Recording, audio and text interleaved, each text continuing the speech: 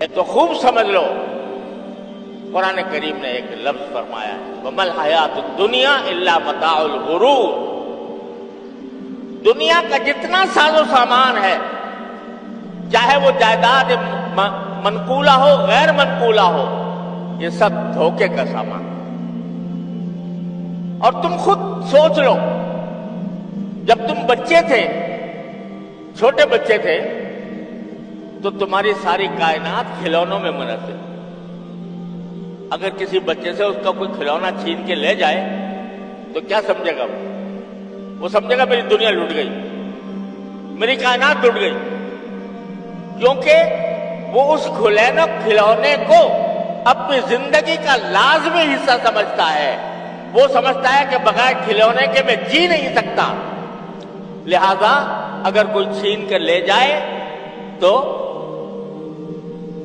اس کو ایسا غم ہوتا ہے کہ بڑوں کو شاید جائیداد کھونے کا بھی اتنا غم نہ ہوتا، روئے گا، چلائے گا کہ فلاں لے گئے۔ جب تم بڑے ہو جاتے ہو اور اپنے بچپن کے قصے یاد کرتے ہو تو کیا ہوتا ہے؟ ہنسی آتی ہے کہ نہیں؟ کہ بھئی کس چیز پر ہم جھگڑتے تھے؟ چھوٹے چھوٹے کھلونوں کے اوپر جھگڑ رہے تھے۔ اب کوئی ہار گیا اور کوئی جیت گیا، اور جیتنے والا خوش ہو رہا ہے، مگن ہے، اور ہارنے والا جو ہے وہ رو رہا ہے کہ ہائے میں ہار گیا۔ تو اب بڑے ہو کر میرے والد ماجد رحمۃ اللہ علیہ خود اپنا قصہ سنایا کرتے تھے کہ پہلے زمانے میں ایک کھیل ہوتا تھا کہ جو سرکنڈے ہوتے ہیں، سرکنڈے وہ اس طرح کسی زینے پر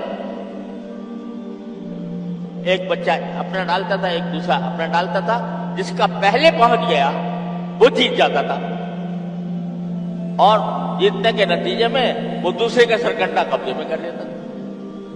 تو حضرت والد صاحب فرماتے ہیں، میں ایک مرتبہ بچپن میں میرے چچا زاد بھائی تھے، وہ مجھ سے بڑے تھے، ان کے ساتھ وہ سرکنڈوں کا کھیل کھیل رہا تھا۔ تو فرمایا کرتے تھے کہ میں کھیل میں تو ہمیشہ پچھڑتی رہا، تو اس واسطے جب میں نے وہ کھیل شروع کیا تو میرے جو بھائی تھے وہ میرے سارے سرکنڈے جیت لیے، میں ہارتا چلا گیا اور وہ میرے سرکنڈے قبضے میں کر۔ فرماتے ہیں مجھے آج تک یاد ہے وہ غم اور صدمہ اس کا کہ میری کائنات جڑ گئی۔ یہ ہر شخص کے ساتھ پیش آتا ہے، کوئی دنیا میں ایسا نہیں ہے جس کے ساتھ یہ واقعہ پیش نہ آتا ہو۔ لیکن بڑے ہونے کے بعد جب اس واقعے کو یاد کرتے ہو تو ہنسی آتی ہے کہ نہیں، کہ ہم کیسے بیوقوف تھے، کس چیز کو اپنی مال و متاع قرار دے رہے تھے، کس چیز کو اپنی کائنات سمجھے ہوئے تھے، کتنے بیوقوف تھے۔ اب آج بیوقوفی پہ ہنستے ہو۔ جب بندہ ذرا بڑا ہوتا ہے، جوانی کے ابتدا میں اس کو زیب و زینت کا شوق ہوتا ہے کہ بھئی میرے کپڑے شاندار ہوں، اعلیٰ درجے کے ہوں، فیشن کے مطابق ہوں، اس طریقے سے ٹوٹی ہوئی نہ ہو، میں ایسا چشمہ پہنوں یا چشمہ پہنوں، میں ایسے ٹوپی پہنوں، میں ایسے دیکھنے میں اچھا نظر آؤں۔ جب میری عمر کو پہنچ گئے تو وہ ساری زیب و زینت کا جو شوق تھا وہ فنا ہو گیا، اور اب بچوں کو جب اس میں وقت گزارتے ہوئے دیکھتے ہیں کہ وہ اپنے آپ کو زینت کرنے کے لیے اپنا وقت صرف کر رہے ہیں تو ان کے اوپر ہنسی آتی ہے، اور یہ معلوم ہوتا ہے کہ یہ اپنا وقت فضول ضائع کر رہے ہیں۔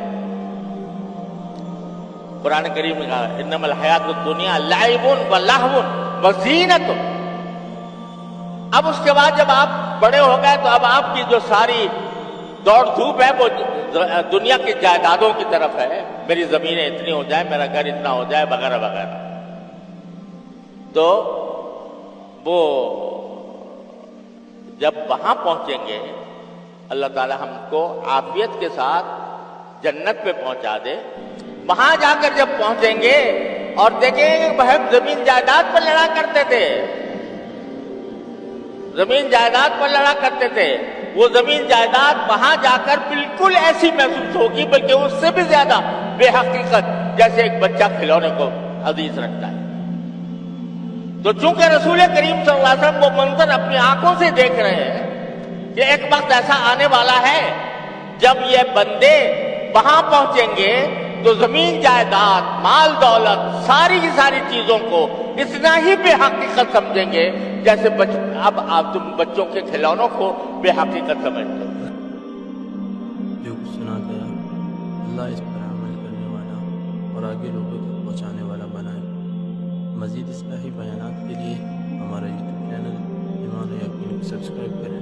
جزاک اللہ۔